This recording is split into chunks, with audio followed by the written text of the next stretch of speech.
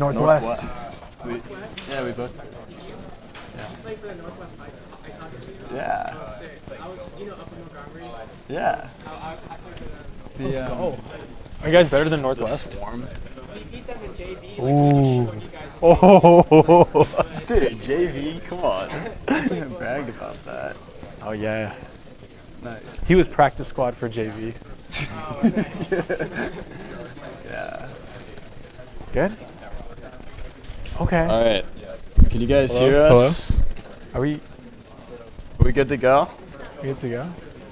All right. I guess we're starting up now. Yeah. Yeah. Hey guys. My name is UV, and this is Introducing myself. I'm Jason. Thanks for coming, everybody. and yeah, we're the co-founders of Autosana, and we used to be Terp alum. Now we are Terp alum, but like we graduated in 2024, and I studied computer science and info sci, and OCS, both Shellers. How many of you guys are in Shell already? All right, Oh. the rest of you should all apply. yeah. It's awesome. Like we would not be where we are right now if it weren't for Shell. Seriously. Yeah. The people you meet here are like freaking amazing. Yeah. Also, my other question is anybody itchy right now? Saw one hand. Okay. Oh. Okay. No lice. No lice. Yeah. I've been hanging out here for a couple of days and I'm feeling itchy and I'm kind of it's like getting to my head. But cool, yeah. So a little bit about Jason and I. Jason and I have known each other since we were about 12 years old, or yeah, is when we first met each other. So middle school, went to the same middle school, high school, and college. And yeah, we like this Autosana, our current company, is the fourth company we've either been co-founders for or the first engineers at. And we started our first company when we were 18, when we were freshmen here. And yeah, we got into Shell with that first company, and yeah, then we joined our second company, which we were the first two engineers there.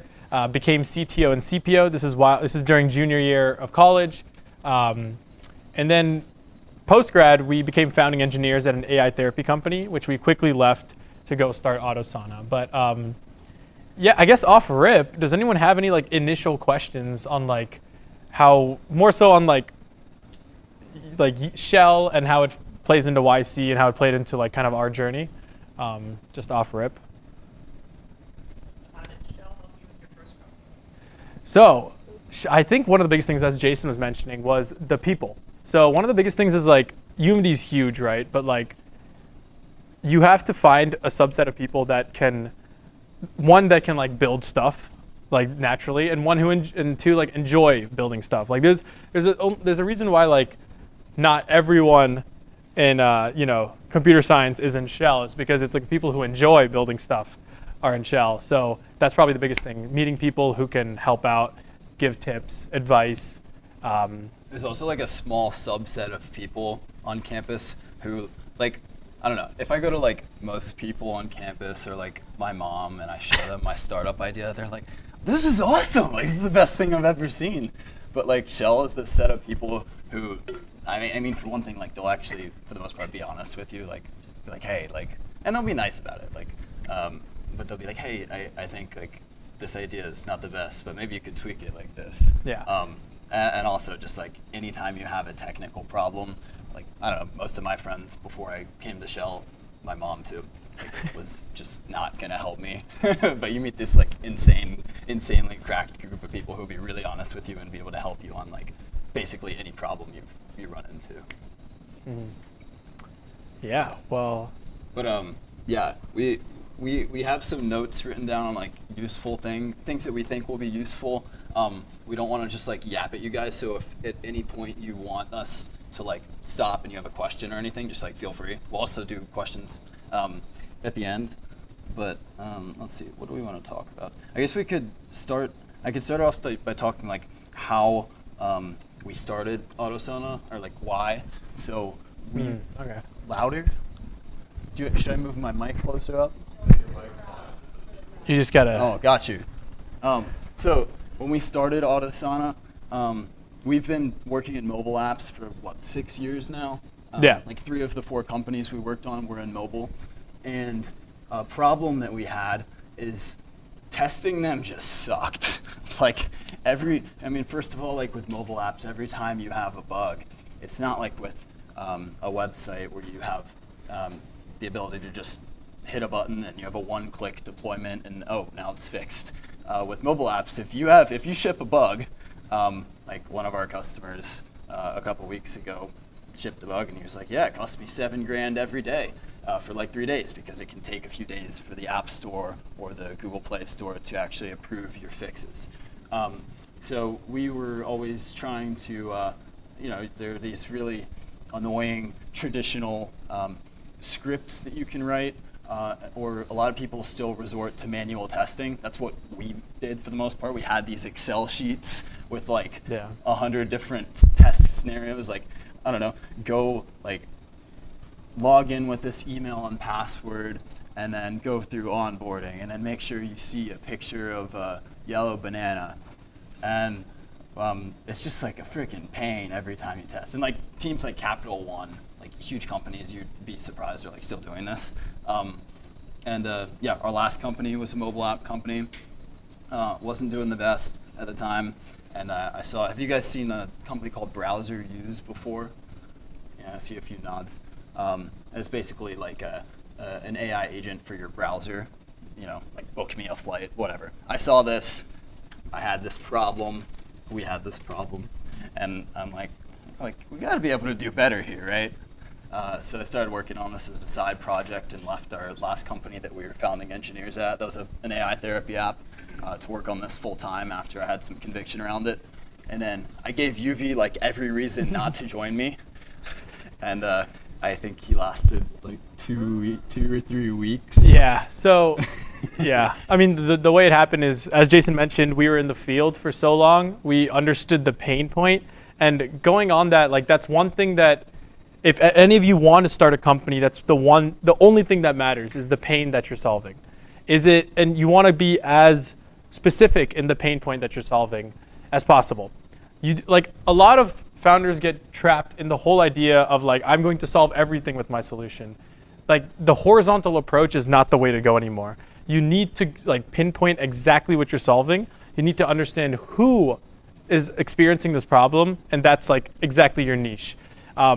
We got burned so many times by trying to go too horizontal at once. So the one thing I tell people who are trying to start companies or like onto their second company or whatever it is you have to pick one problem, ideally something that you're experiencing, so then you understand it a bit more, like you have a bit more insight into it, and go after that one thing. But I'm curious, have any of you guys built mobile apps before? A few, every now and then, yeah. So, yeah. But do any of you guys like what percentage of you guys want to start your own company one day? Good amount, probably most. Yeah, totally. But yeah. But the whole idea is that you want to pick one specific problem and go after that one thing. And yeah, I think next we'll move on to YC application stuff. So talk about how YC works, like what YC Yeah, okay. first. Wait, does everyone know what YC is? No? Okay.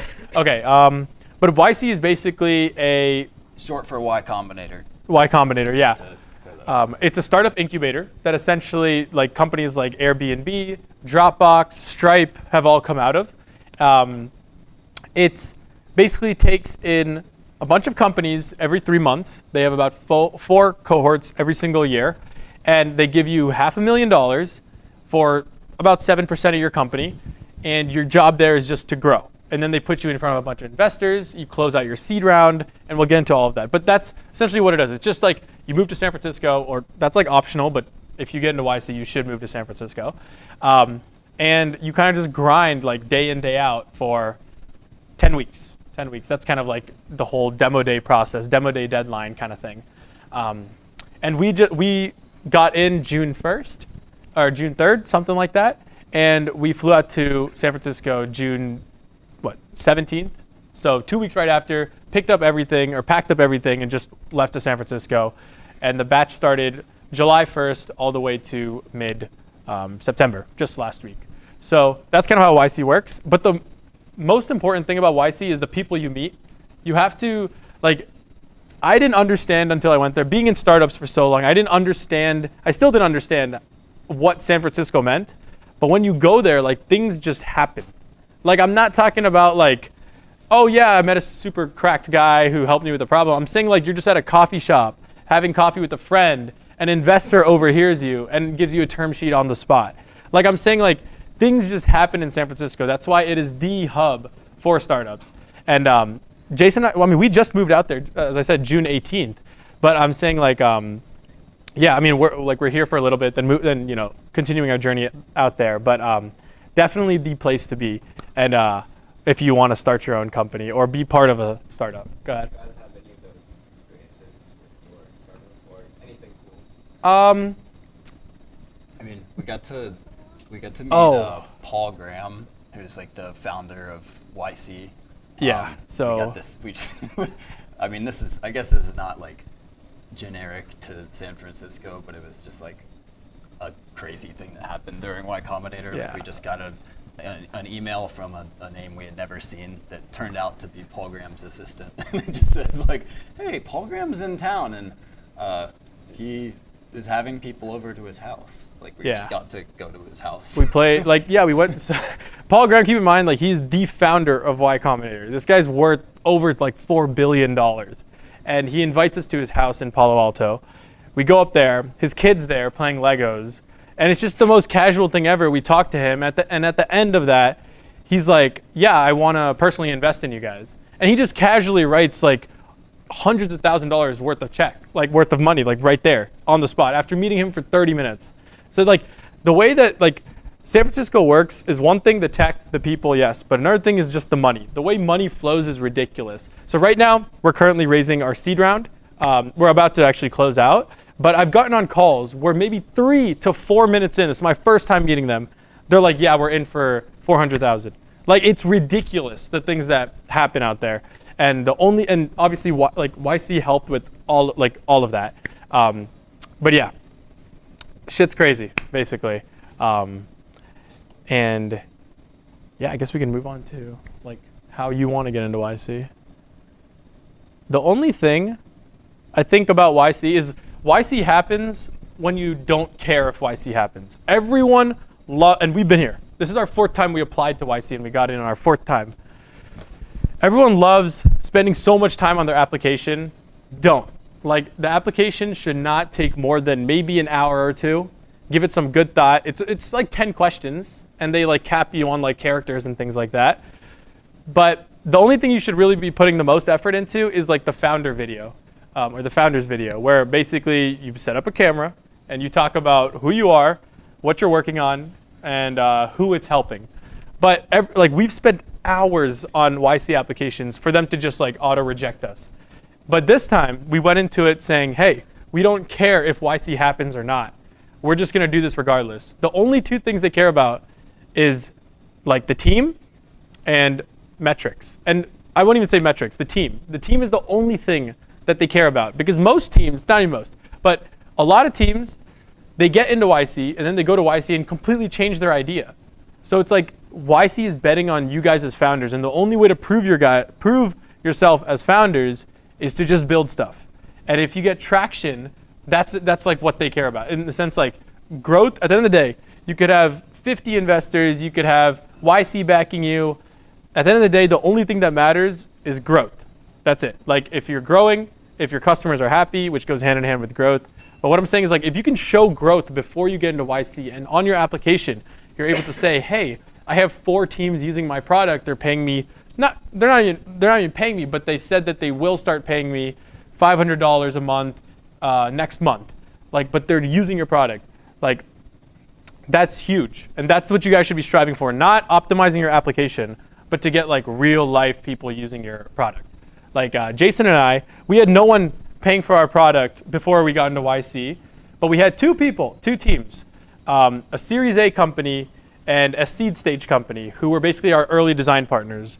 And they verbally committed to paying $400 a month for our software starting next month. So that's the conviction that we went off of. And then another thing is like, which goes hand in hand with like having people use your product, is make sure your product works, but don't over optimize. And you could talk about over optimizing a bit.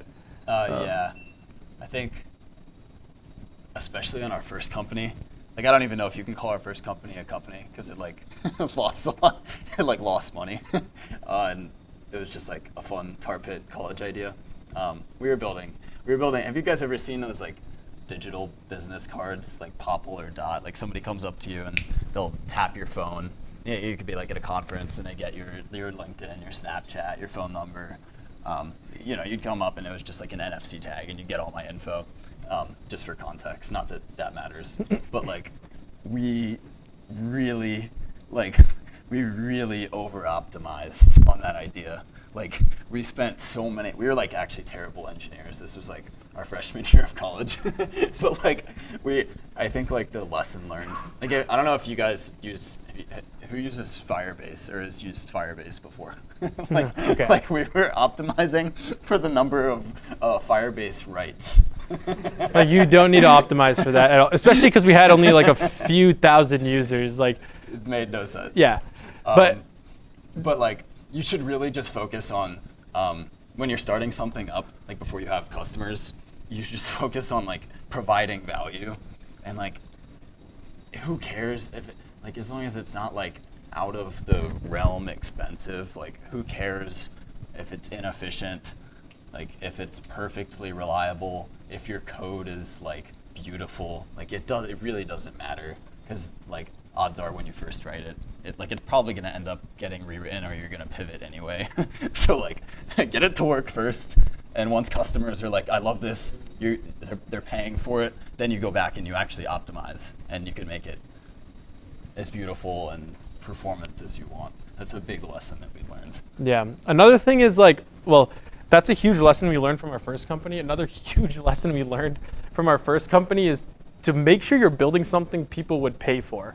I was talking to another founder about this morning, and it's so crucial that people get swept up in the idea that they think they're building something that people want, essentially. But you need to go to customers, depending on what you're building. If it's a more kind of B2B thing, then you're talking to businesses. If it's more B2C, then survey your customers kind of thing. But actually ask them, like, how much are you guys willing to pay for this? And if the answer is like, this is cool, but I wouldn't pay for it, then you're not solving a deep enough pain point there. And then same on the business side. If they're like, this is cool, but business side is easier to sell to, I will say, compared to consumer, because business needs are a lot more, I would say, universal. Consumer needs are a lot more like spread, and like if you can tackle consumer, you'll be very, very successful. But business is an easier barrier to entry, in my opinion. It's also just like with selling to businesses, you are generally saving them. You either are saving them money or helping them make more money. Whereas with consumer, there's just a lot of like, you're also it's tougher. Yeah, you're also like fighting for their attention, especially like consumer social media type of apps. You're fighting for their attention across the best social media apps out there, kind of thing. So it's very tough. But back to the point, yeah, literally only build something if someone's going to pay for it. If that's like your goal to actually build a business. How did you get your first customers? Oh my God. The question was, how did we get our first paying customers? Well, before we tell kind of how coincidental that was, we kind of got an advantage when we started building this because, again, we experienced this pain firsthand for the last 6 years. So we had already an idea of what to build. So that's what I recommend to all is like, think about the problems you have in your life, think about how you can tackle them, and build a solution for that that'll help you, because if it helps you, it probably helps someone else. But how did we get our first customer? It was the first person. It's like, I think there are 2 points since we started this that we were like insanely lucky, and I just can't like attribute it to skill whatsoever. It was just like pure luck. Like obviously getting into YC was really lucky, but like our first like paying customer was from my first LinkedIn cold outreach message.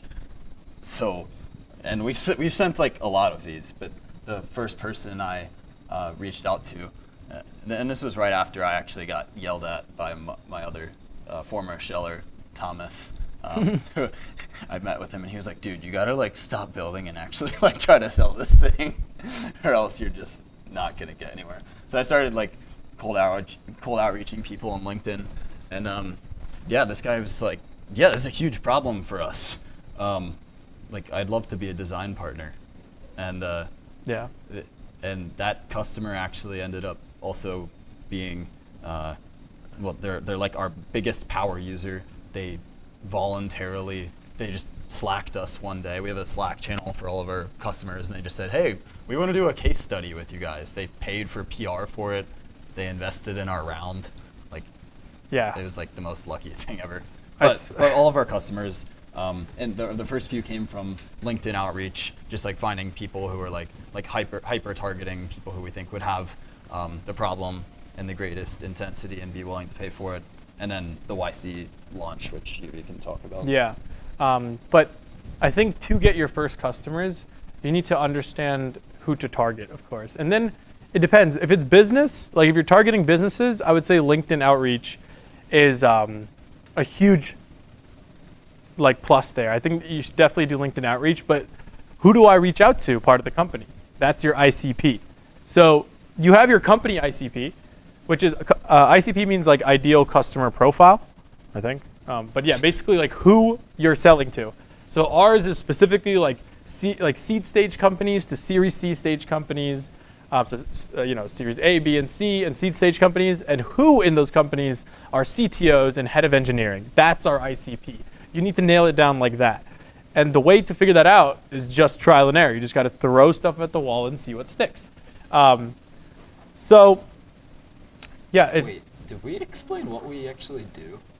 That just occurred to me.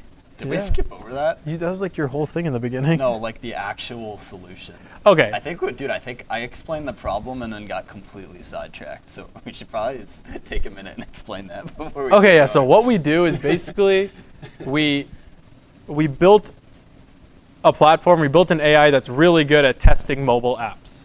So the whole idea is that mobile QA is a huge bottleneck because of how much manual hours go into it.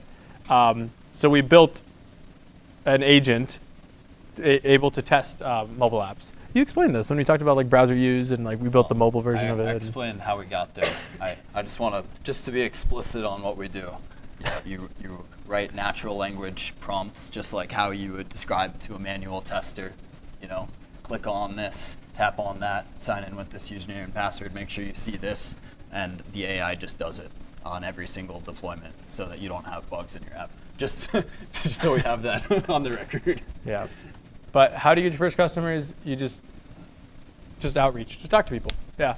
Shell, huge for getting first customers. I think you can attest to that, right? A lot of customers came from Shell or first like design partners. But you shouldn't be going in with like a, hey, pay me money to use this. It's like, hey, what do you think about this? Will you use it? Get them a little bit hooked on it.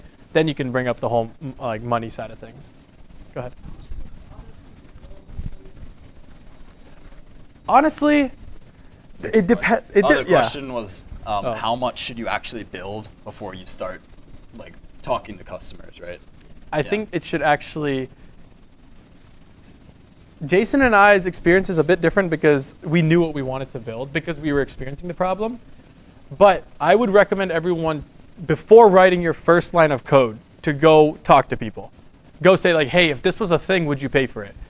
So like I'm like a full believer on that. So then you don't waste your time building this MVP that no one uses, right? So you want to just go to people and ask them with your idea and kind of ask them, hey, how much would you pay for this? Would you pay for this? Would you use this? What is your problems? Understanding their problem is what you need essentially. So I recommend totally talking to people before you write your first line of code. Yeah, I mean, it probably can't hurt to talk to people earlier. Like, yeah, what's the worst thing that'll happen? Yeah. But, yeah. Do any of you guys are any of you guys applying to YC? Like the next bat, or did someone have a question? Sorry. Yes, I actually have a question. So you mentioned that if you want to first figure out whether the customers want to buy for it, so you mentioned some ways like questionnaire and also MVP and also talk to people. So which do you just use most often, or when do you use which? So you mean like which way to cold outreach? Like, how to start talking to customers. Or no, which way to figure out whether customers want to buy your product? So you mentioned like a questionnaire, yes? questionnaire. Just describe your project in language. And also like a MVP. And also talk to people the three ways. So when to use which way? I mean, I think it makes sense to, I don't know, I'm like skeptical about questionnaires. Like I think it can be somewhat useful to start out with just because it's like very easy, but it's also like very low fidelity. You know, you're not going to get like the best information from it. But I mean, yeah, I don't know if there is like a right order, to be honest. Wait, is the question like how do you what channels do you use to talk to customers? Yeah, like, well, do you want to use a questionnaire? Like, when should you just like bring an MVP to them, right? Oh, okay. Well, I mean, at the end of the day, it just boils down to like talking to them. Like, I think a lot of people underestimate how important it is to form relationships with your customers. And whether that's like a early time customer or first time customer or like someone that you've known for so long. So I'm a big like advocate for like the LinkedIn outreach and like understanding them and just reaching out or just grabbing their email from their LinkedIn profile or something like that. Like, I mean, around college campuses, I think it's huge. You can just talk to people around here. But if your ideal target is not college students or professors, then I would say LinkedIn outreach. To be completely transparent, on the consumer side, if you want to build something for like consumers, our expertise is more so on the B2B side. So consumers, I don't know much about the consumer side, but for businesses, for sure, like LinkedIn and email. I guess the conclusion is it completely depends. Yeah, a lot of these things, a lot of people try to find like kind of paths you can follow or steps you can take, but a lot of it is just literally trying random shit and seeing what works. So yeah, that's kind of like the brute of this whole journey is like no one knows any answer. You know, oh yeah. Also another thing, when you go to San Francisco and people are in YC, you would think, oh my God, everyone in YC is super cracked and know what they're doing. No one knows what they're doing. Genuinely, like everyone's still figuring everything out. It's really relieving because I thought I was gonna have like imposter syndrome when I got there. I thought like, oh shit, everyone's so insane. Everyone's from Stanford, Harvard. All right, that part's probably true. Yeah. Okay. Yeah. But you would think that the MITs, the Stanford guys, like oh my God, they know exactly what they're doing. Like, no, they genuinely don't. Jason and I came out top 10% of the batch. About so, right? That's a top half. I don't know. No, not top It's not half. a contest. So, but what I'm saying is like that shit does not matter. The only thing that matters is just executing. As long as you can execute, that's all that matters. No one cares what school you went to. I mean, we didn't go to MIT, and we don't go to that shit, so it doesn't work in our favor that way. But yeah, just execute. Like a lot of stuff that we don't know. That was kind of this YC experience. The YC experience, like the way it worked, it's as hands-off or hands-on as you want it to be. You can have office hours every other day if you want. They throw a bunch of events. You can go to all the events if you want. It's probably a bad sign if you do go to all the events because that means you're not doing any work. So it's as hands-on, hands-off. Like we had office hours every week with our group partner. Our group partner was like an engineer at Airbnb, had his company, sold his company for $80 million. And so, yeah, like there's not much, to be honest. Like you learn a lot more from the people around there and the friends you make there and like the group office hours that you have. But you're basically broken up into sections and then sections among sections. And from there you have like these focused groups every 2 weeks or something like that.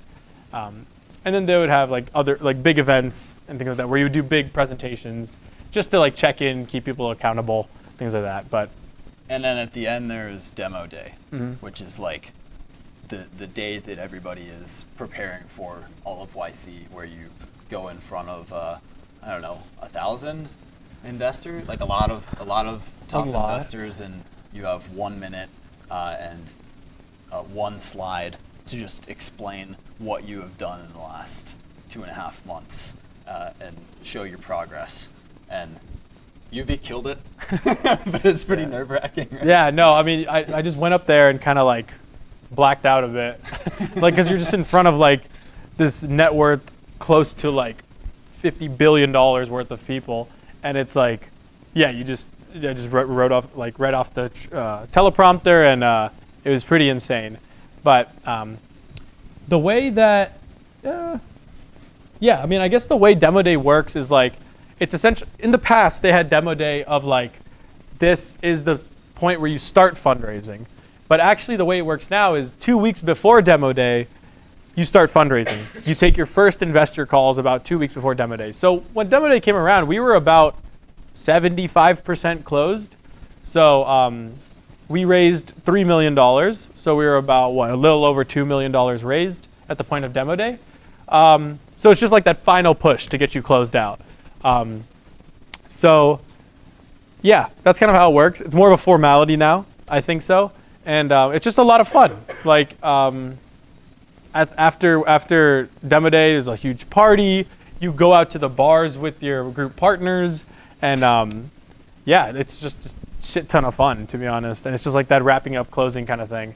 But yeah. Oh, go ahead. How do you guys know you were 75% done?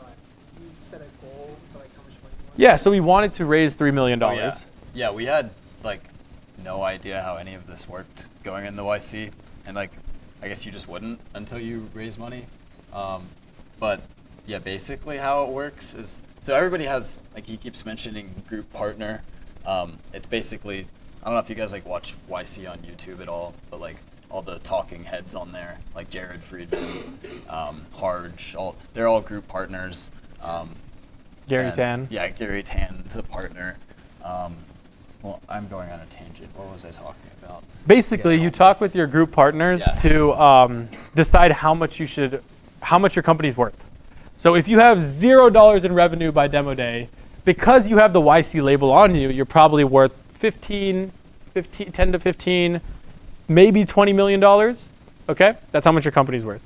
If you have traction, then you're if you have a little traction, then you're closer to like 20, 25-ish. If you have really decent, good traction, closer to 30. Then if you're like fucking crazy, then you have like, and have absolutely exploded, then you hit the 40, 50 mark. Like I think the highest we had a company raise, like, okay, for context, a company that was doing $9 million in annual revenue raised at a $60 million valuation. That's real roots. A company that was doing $2.5 million also raised at a $60 million. So it's really vibes, to be honest. How much am I worth? I think about this much. So That's actually like pretty ridiculous. yeah, like you really walk in there, they're like, how much are you raising at? Oh, I'm raising at 40 million. They're like, okay, shit. Like, all right, damn. But it's a discussion you have with your group partner. And people think that, oh, I want to raise at such a high cap. I want to raise at 40 million because if I raise 4 million, that's only 10%. And but there's actually cons to raising at such a high valuation because one, you have to live up to that valuation. So your Series A should be past $40 million is what your company should be valued at. Second is it kind of hurts you if an acquisition were to come along because investors, let's say investors invest 4 million at 40 million, okay? So 10% is owned by investors, whatever. But someone wants to acquire you and fully buy you guys out for 30 million. Now your investors are going to push back on that heavily because they're losing money in that. But you may be making 10, 12 million on that. So it's like you want to raise at a reasonable amount.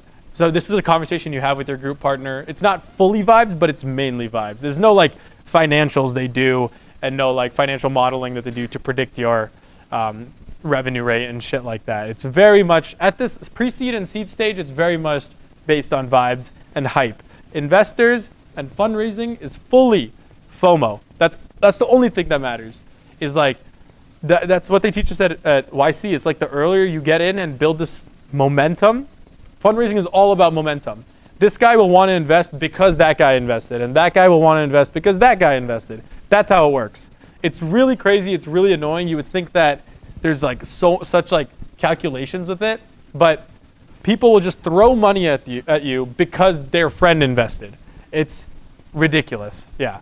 So the fundraising lifestyle. So if you get on the right side of it, where momentum builds, things work out really nicely. But if you're like on the ladder, if you don't get that momentum, things become very hard extremely quickly. So yeah, that's kind of like I didn't expect that going into YC, that like this whole thing is a game, but essentially it's all just a game with fundraising. Question was, are there any startups that were just bootstrapping, meaning like not raising any money? Yeah. And are you talking about like before YC or During YC? So Well, YC gives you 500K. we actually like We went considered in it. kind of wanting to not raise more money because we were just like, why do we need more money right now? I don't know. I don't know of any companies that did that just like stuck with the YC money. That's what we wanted to do originally, but our group partner was like, well, this is probably the highest leverage you'll have in a while, so you should just raise some as an insurance policy or to go faster. Yeah. I don't know any that did. There are companies that definitely do. From my research of like, people I'm selling to, I see that, they've only raised 500K and they're from YC. So meaning that they've just taken the 500K and bootstrapped, seed strapped called it. But yeah, the thing is that, so we wanted to, we were thinking that way. But there's like the leverage thing. This is the most amount of leverage we'll have in such a short amount of time. Like everyone's looking at the YC companies. Like, so that was like, all right, fuck it, might as well raise it now. And two, it's like the industry we're in, like everyone's kind of automating this whole like QA kind of thing. Things move very fast, and it's more so an arms race than it is really like there's a huge technical aspect to it, but it's a very much arms race. So it's like if we don't do it fast enough, someone else will. I would say we're definitely on the mobile side of things, mobile QA. We are on ahead from our competitors, but it's like keeping that lead. And the only way to keep that lead is to keep growing the team, have a better product. Having a better product leads to more sales. More sales leads to more demand. More demand means more engineers. More engineers. Yeah, so it's just a cycle like that. So I was like, all right. So it's a matter of growth. And actually, one of our engineers is right over there, Sid. So hi, Sid. But yeah, so that's that. Go ahead. Yeah. Oh yeah. So. Oh, dude, I'll tell you all about this. This is this is a funny story, but like, yeah. So they're in our batch, summer 25. There was one company working on the exact same problem we were working on. So initially, it's like, oh fuck, we got to destroy this guy, right? And their company, we got to destroy them as a company. You know what I mean? Like, It's a very nice guy. yeah, a super nice guy. Oh my god, he's great.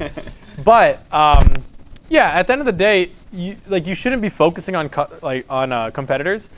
Startups rarely die from competitors. So understand them, look at them, acknowledge they're there, but don't let it affect your work, essentially. At the end of the day, he ended up pivoting out, so he's not doing the idea anymore. He's doing something completely different. So not worried about that. But it's funny you mention that because there's a company in X25, so that's the spring batch, the batch before us, from Maryland, who's doing the exact same thing that we're doing. And the way we found out about it is because the guy reached out to Jason saying like, hey, what's up? We're both Terp alum. Let's hang out or whatever the fuck, right? And then you were like, super cool, awesome. And then Jason looked at his profile and it was like, oh shit, we're working on the same exact problem. So, and the worst part is that as soon as we moved into the apartment building, he's the first dude we saw. On the elevator. In the elevator. He's like, oh, I'm this from this. And we were like, oh, okay, no. So Also a nice guy. very nice guy. But like, yeah, Jason does better with the competitors than I do. Jason makes friends. I'm just like, no, we're not friends, man. No, I'm just kidding. He's great, but it is very. YC loves hedging their bets, right? So they're like, all right, same idea. This idea is definitely, one of these guys are going to win, or 2 or 3. I'm just going to place a bet on all 7 of them.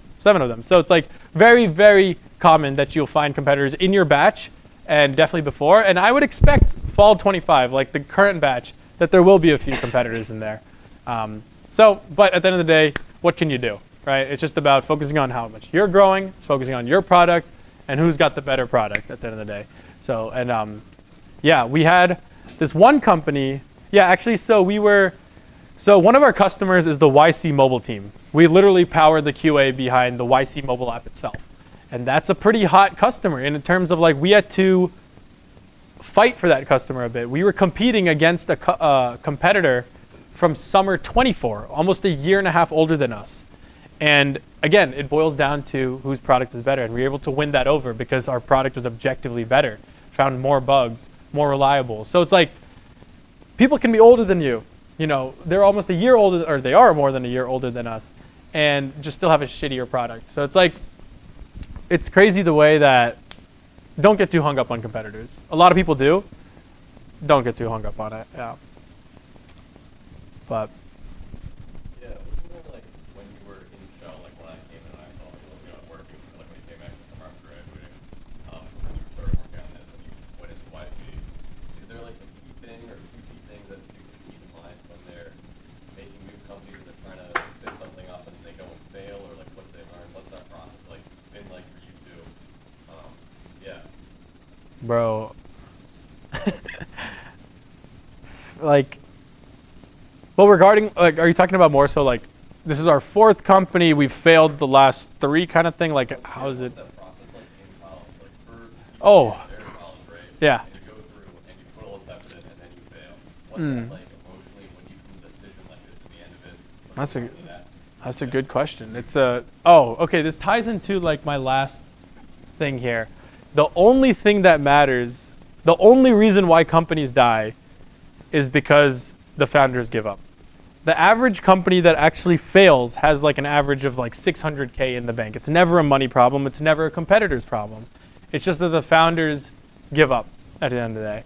And it's like, it's just about who can live longer. So if you can, like I was talking to another founder today on the phone for a while, and it's like, you have to eat shit quite a bit for things to start working out. But when they do, then like, it's really worth it. But it's like, it's a whole matter of like, yeah, our first company failed. Second company we left. Third company failed. It's just like, I thought about the big tech route, guys. Like I fully considered it.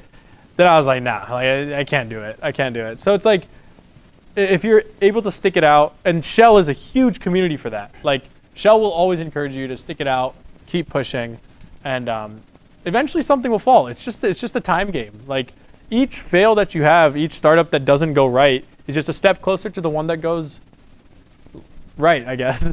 Each startup that goes wrong is a step closer to the one that goes right, is all. So it's like, and it's a numbers game. So is it like because they didn't need the product anymore? Is it because like you didn't like keep updating like the companies like that?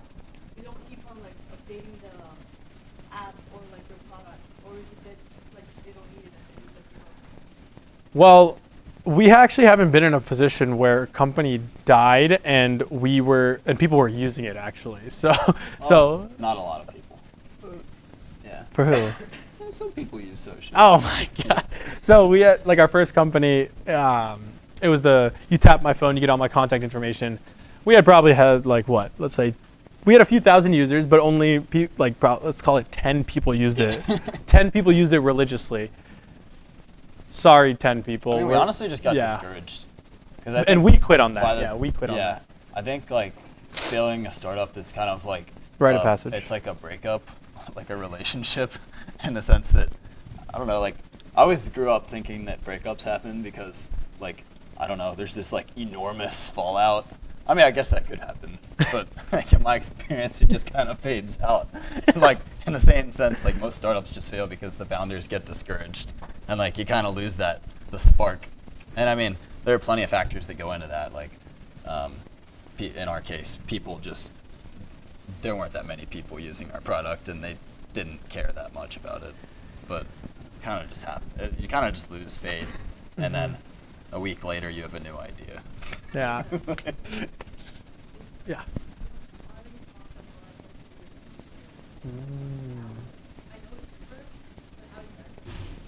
Good question. Great question. So the question was, how's the hiring process when you're trying to work at a startup, like engineering roles or, yeah, mainly focusing on engineering? So I think we could both answer this considering we were both founding engineers at two different companies. We were the first engineers at our second company. We became CTO and CPO. In our third company, we were the first two engineers there. I think first of all, the second company I will actually say I got from Shell. In the sense like they have this job posting board and this guy was looking for a mobile dev and I talked to him, hit it off with him, and yeah, like that's kind of how it worked. They saw my work with Soshi, I showed them, they're like, all right, they're pretty cool and this is cool stuff you've built. And then 2 weeks later I was like, hey, I have a friend who's like really good at building stuff, like can he join too? And they're like, yeah, we need more help. So it was Shell essentially, but the way I look at someone when we're trying to hire is I don't care. I don't think we've ever taken a look at like schoolwork or anything. It's just been, can you build stuff and do you have a good rapport? Like, are people saying good things about you? And we have a really cool, the first two engineers we have, Sid and our other friend Ayush, are people we've known for a while who are in Shell. They're both Shellers. And Ayush is now graduated in San Francisco. Sid has just started today, literally, actually. So Sid, we're gonna have to see your grades. yeah. But yeah, school, it's more so can you build stuff and can you ship cool stuff? Like genuinely, that's the only thing that we did going into our roles. Like we didn't have to take any technical assessment. Like the third company that Jason and I worked for, it was the AI therapy app. We were the first two engineers there, and we just literally had like a 2-hour conversation with the CTO.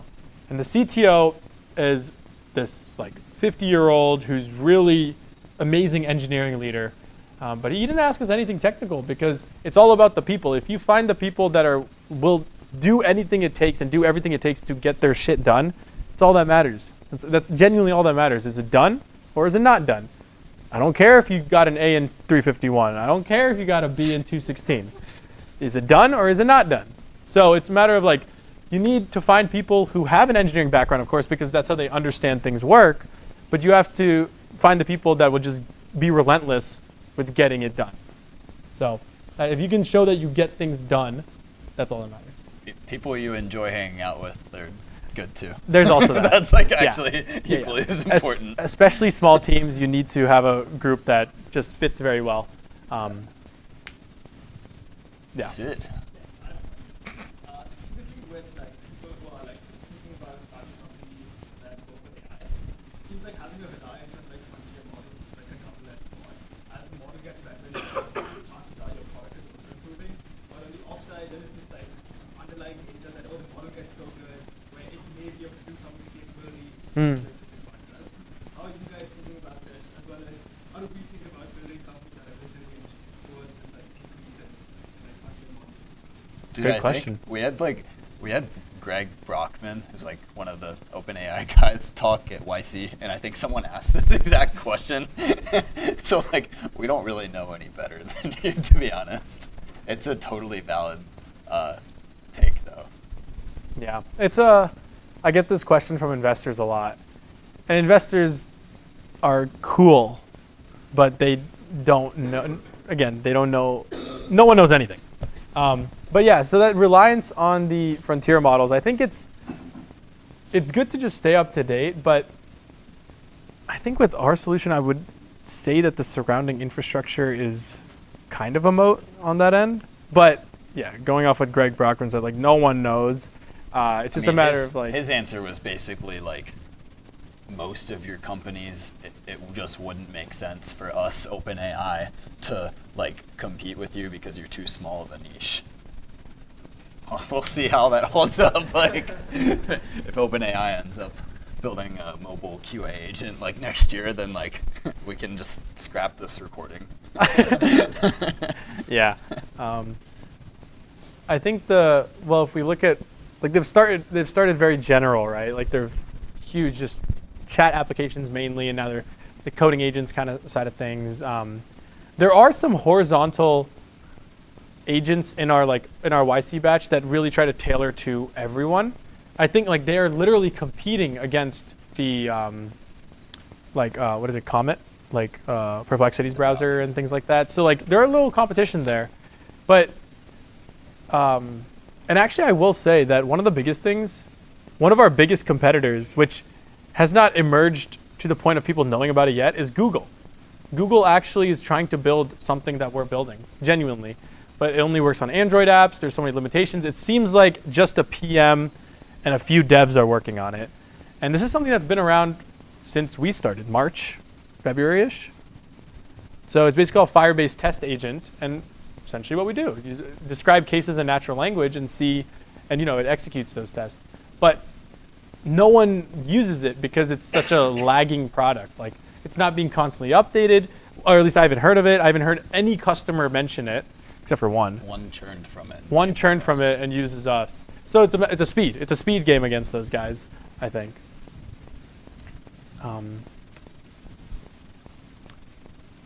Yeah. So We've been alerted from the higher ups that we have 5 minutes. And then we'll move to like general Q&A. So 5 minutes of anything that you want. Okay. Got you.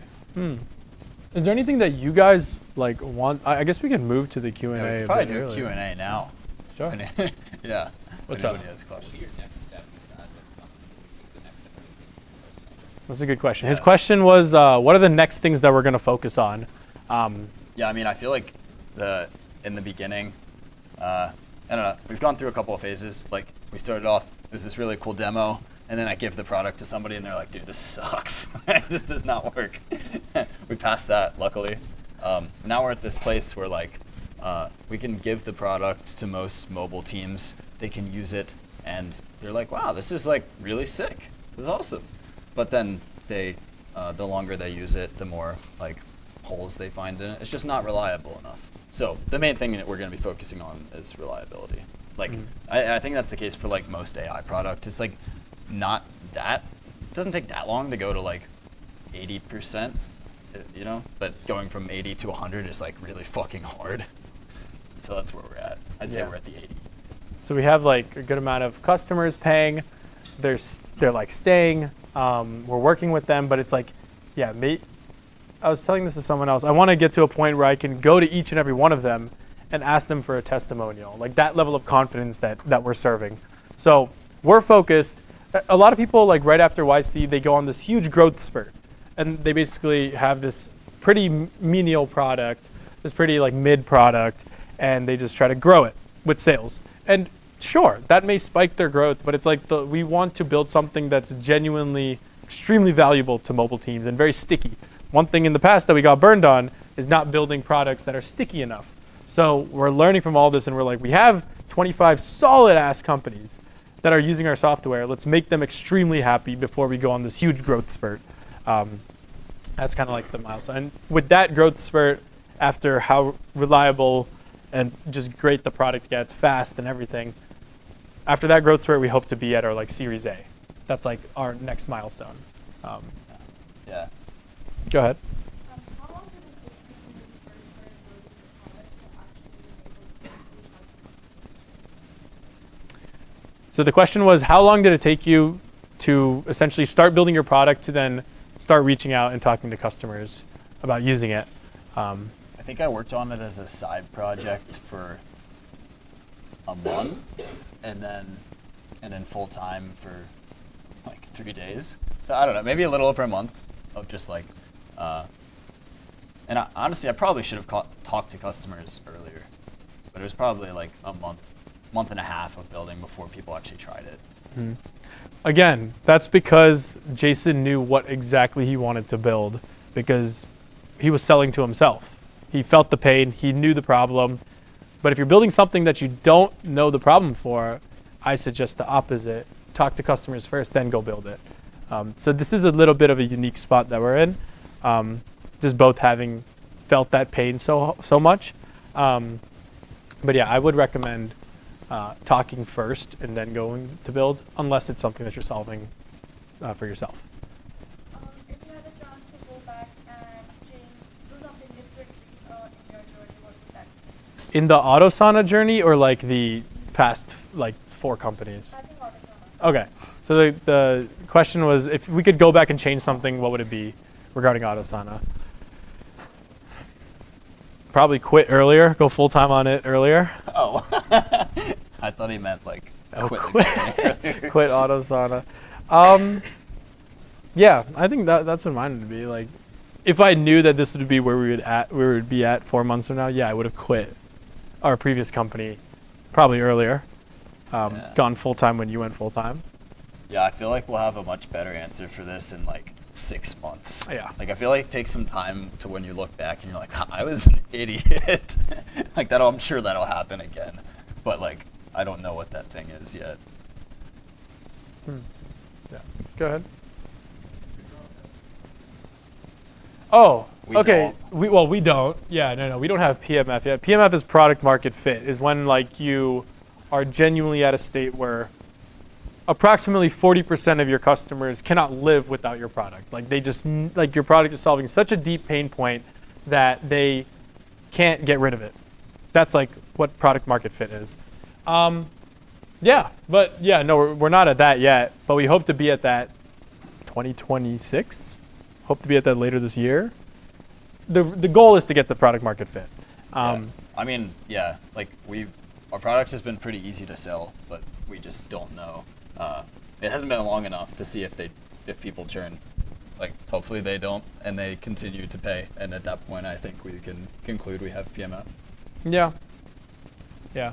So it'll definitely take a bit more time, and then doing this 40% rule. So, I think it was not Brian Armstrong, but one of these top tier CEOs. They did this test where it's basically they surveyed all their customers, and if over 40% of your customers say that they cannot live without your product, and will be extremely sad if you were to just wipe off the face of the earth today, that's when you have PMF. So that 40% rule, and I don't think we're at that 40% rule just yet. I think we're at like a 10 to 15 maybe. Yeah, 15 to 20 I would say, 4 customers, something like that. Yeah, we'll get there. Yeah, but we'll get there, so yeah. Go ahead.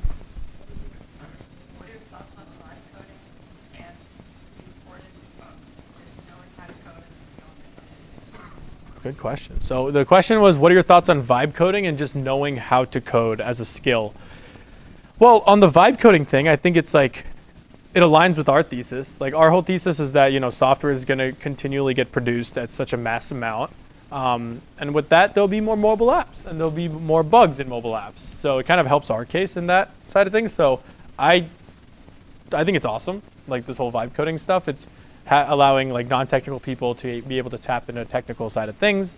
How important coding is as a skill, or what do you think about vibe coding? I mean, I think like coding as a skill is kind of just like learning how to think now. Like, I don't know. I still do write a decent amount of code by hand now. Like when it's like super important back end stuff. I vibe code most of our front end code. Yeah. I think so, but like I feel like I'm more of like a systems guy now. Like I'm just solving like more abstract, like higher level problems, and I'm delegating them to, Claude Code or Cursor, whichever one is pissing me off less on a given day. But I think it's still like a very, very useful skill. Yes, very useful skill. Yeah, definitely very useful to understand how it works, but I would definitely take the more systems approach, like taking understanding the syntax and the semantics is cool, but these coding agents are only going to get significantly better. I think going one level above, going the more system way is the way to go. And about I think they did a survey, about 93% of all YC startups use AI for more than 80% of their code. So it's like if the direction's moving that way, because that just allows you to ship so much faster, because speed is the name of the game. Obviously, you want to be careful with what you ship. There's been times where you had to take a little step back, kind of clean up a bunch of code, and then go back at it. But I think that's just growing pains. That's fine. That's fine. You shouldn't be refactoring code if you have no users, right? So. Are you CS? No, but I'm basically trying to create my own major called Cool. Okay. Yeah. Just one more question. So do you think that AI, like in the next, let's say like 3 to 5 years, will be able to like code even like the backend for you? So like now, full stack AI will be doing everything. But when you're coding now. I think we're already seeing that, but it's a matter of like there's nuances in everyone's back end, like in everyone's system. I don't know, you could talk I about don't it. really know any better than anyone else, to be honest. Yeah. What do you think, though? I mean, it's getting better. Like, I use it for more back-end stuff now. The biggest Um, thing is context, right? Yeah. Yeah, I don't know if I have a good answer. I have to think about that more. Like, I don't think I know anybody any better than anyone else. Yeah. Sure. One more question. Everyone. Oh man, now everyone wants to raise their hand. Yeah, you go ahead. How are you spreading the word on this? I know you said originally like using cold reach out. I know now is starting to grow. How are you like spreading that word through ads, talks? How do you like grow more? Because I know Yeah. everyone's got a growth. I know when you're like a very stage startup, there's the individual contact. How are you spreading that growth? Yeah, that's a really good question. That's something that we've been talking with a few YC partners about, like just like how do we go about this? Both Jason and I have been fully technical. This whole growth kind of thing that I'm trying to do now is like all new to me, right? So, well, I think YC gives you a huge springboard. That's for sure. Like we did cold outreach. I still do a lot of cold outreach, so that's still huge. And then also we did like our whole launch YC thing, so that brings in inbound. We're doing like another big launch. We'll have YC kind of repost that whole launch and bring in more inbound. So utilizing, like really taking advantage of the YC network is one way we plan to like keep growing. But another thing is like just hyper focused and like targeting people who you think would be really good customers. And just, there's one thing I told, like we've had customers come in after like following up like 12 times. Do not stop following up until they tell you to fuck off, literally. Like people get so, like I have absolutely no shame anymore. Like it's like, I'll talk to this one dude and yeah, great conversation, great demo. I showed him a custom demo. He's like, yeah, this is awesome. Cool. No response. He gives me a response every now and then, but like every 4, 5 days, 3 days, whatever I'm feeling, I don't know. Follow up, but follow up with good information. Don't follow up with like a, hey, just circling up over here. Follow up with like a, hey, we just released X, Y, and Z. Hey, we just added our second engineer. Hey, this, blah, blah, blah. But follow up with real information and don't stop until they literally, like, if you get to like 15, then okay, maybe you stop. But like we've had customers come in after like 8 follow-ups, 12 follow-ups that are like now huge contracts, which is like we were just in the right place at the right time, and the only way to do this is just be repetitive on that. So that's one thing for growth. Yeah, I think I had something else, but it'll come back and I'll let you know. Anything Oh. last thing to say? If you have questions after, you can go on. Yeah, last thing to say, at least on my end, is just don't die as a company. Like literally just keep going. It's only a matter of time where something works out. Like it's a numbers game. No one's rarely first time founders work out. It's usually you learn from the first, go to your second, but it's all just like how long can you live? How long can you keep going? It's just a persistence game. And if you're willing to do everything it takes and willing to not stop, then it's only a matter of time till you win. So Also, you have nothing to lose. You're like, if you fail, you're like 20. yeah, maybe you'll be 21 when you fail. Yeah. And then you have the rest of your life. Yeah. And you're now like twice as wise. So you can just keep sending it. yeah, you have nothing to lose. you can always go to Microsoft, you can always go to Netflix, wherever the fuck you want to go, but you're not getting any younger. So just just send that shit, all right? But yeah.